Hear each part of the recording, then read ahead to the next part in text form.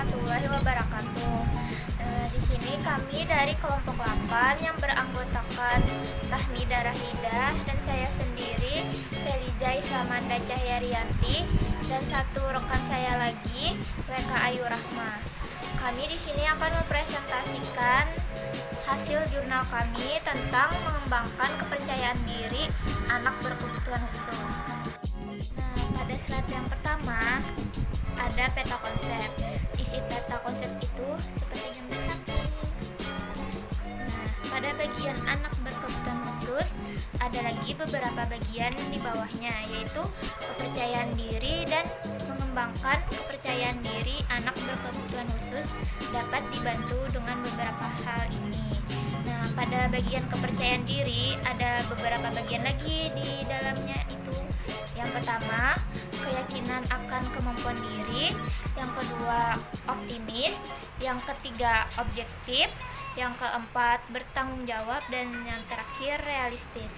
Nah, kemudian yang di bagian mengembangkan kepercayaan diri anak berkebutuhan khusus, yaitu ada pola asuh, kematangan usia, jenis kelamin terkait peran yang akan dibawakan, yang keempat penampilan fisik, yang kelima hubungan keluarga, dan yang terakhir teman sebaya.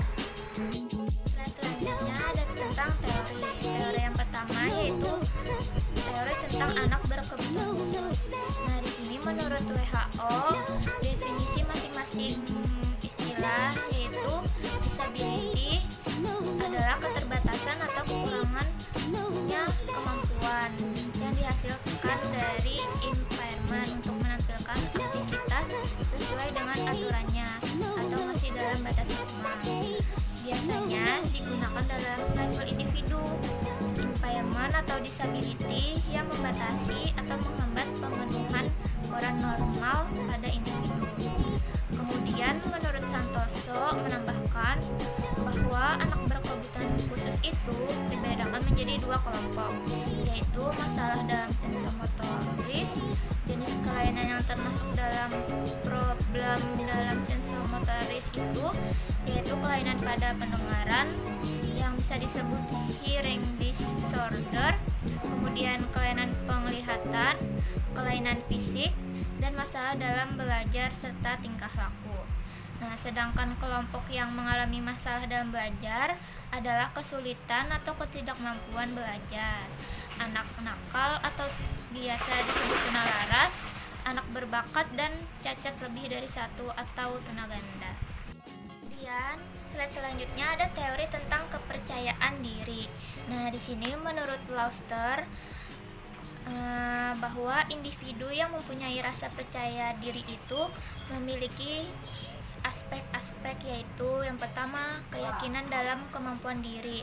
Nah, yang dimaksud dari keyakinan akan kemampuan diri itu adalah sikap positif individu tentang dirinya, bahwa ia mengerti sungguh-sungguh akan apa yang dilakukan.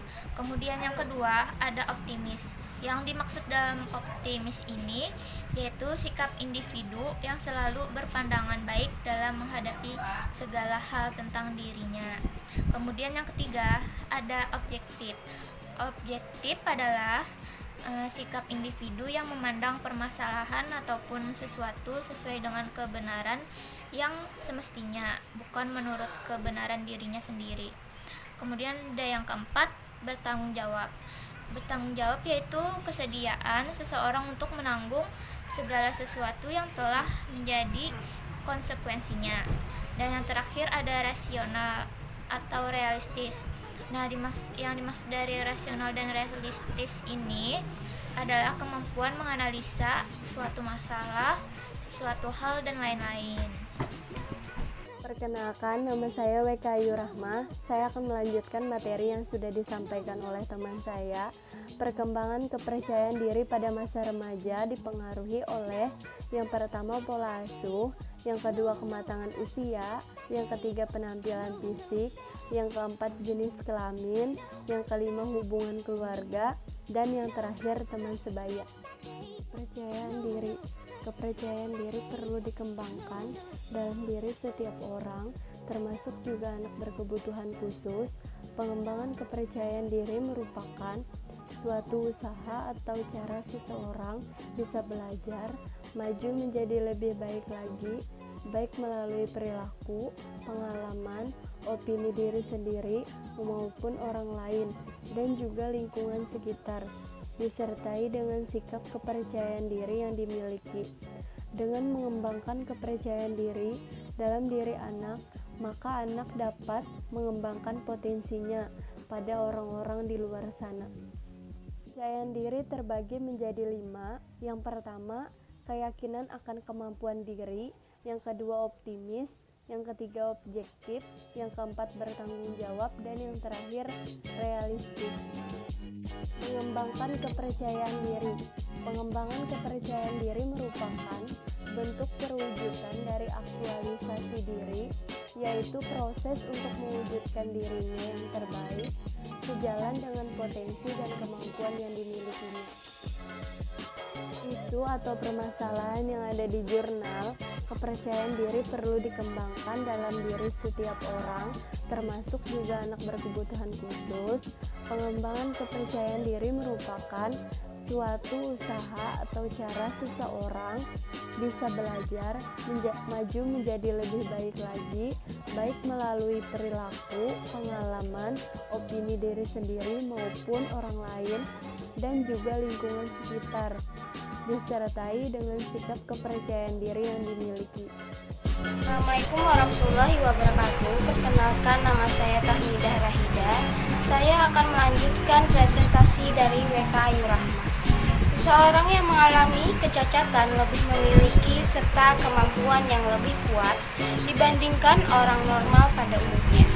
Untuk mendukung kemampuan dan tekad yang kuat agar tetap bertahan, diperlukan kepercayaan diri yang kuat pula. Dengan mengembangkan kepercayaan diri dalam diri anak, maka anak dapat mengembangkan potensinya pada orang-orang di luar sana. Selanjutnya, cara membangun kepercayaan diri yang terbaik untuk memperoleh rasa percaya diri yang baik adalah dengan menumbuhkan dalam diri mental positif. Jika ingin mempunyai kepercayaan diri yang lebih kuat dalam berinteraksi dengan orang lain, sebaiknya terlebih dahulu untuk belajar bagaimana cara bergaul yang baik dengan orang lain. Selanjutnya, solusi dan pembahasan. Dikutip dalam Imro'atul Latifah 2015, di dalam pengembangan kepercayaan diri, seseorang harus mampu memahami perkembangan diri. Seseorang harus sadar melihat apa saja kekurangan dan kelebihan yang dimilikinya, sehingga bisa memaksimalkan talenta dan kemampuan yang ada pada dirinya. Yang kedua, kepercayaan diri merupakan salah satu aspek kepribadian yang berupa keyakinan atau kemampuan diri seseorang sehingga tidak terpengaruh oleh orang lain dan dapat bertindak sesuai kehendak. Gembira, optimis, cukup, toleransi, dan bertanggung jawab. Bentuknya rasa percaya diri yang kuat terjadi melalui proses. Yang pertama, terbentuknya kepribadian yang baik sesuai dengan proses perkembangan yang melahirkan kelebihan-kelebihan tertentu. Yang kedua, pemahaman seseorang terhadap kelebihan-kelebihan yang dimilikinya dan melahirkan keyakinan kuat untuk bisa berbuat segala sesuatu dengan memanfaatkan kelebihan-kelebihannya. Yang ketiga, pemahaman dan reaksi positif seseorang terhadap kelemahan-kelemahan yang dimilikinya agar tidak menimbulkan rasa rendah diri atau rasa sulit menyesuaikan diri.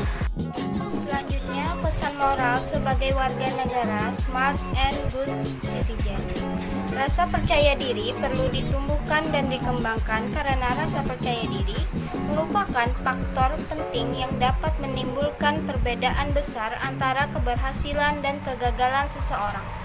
Jika dihubungkan dengan aktualisasi diri, maka motivasi untuk berprestasi adalah merupakan suatu pendorong untuk mencapai keberhasilan. Seseorang anak perlu diberikan motivasi melalui pendidikan nilai dalam keluarga maupun pendidikan di sekolah.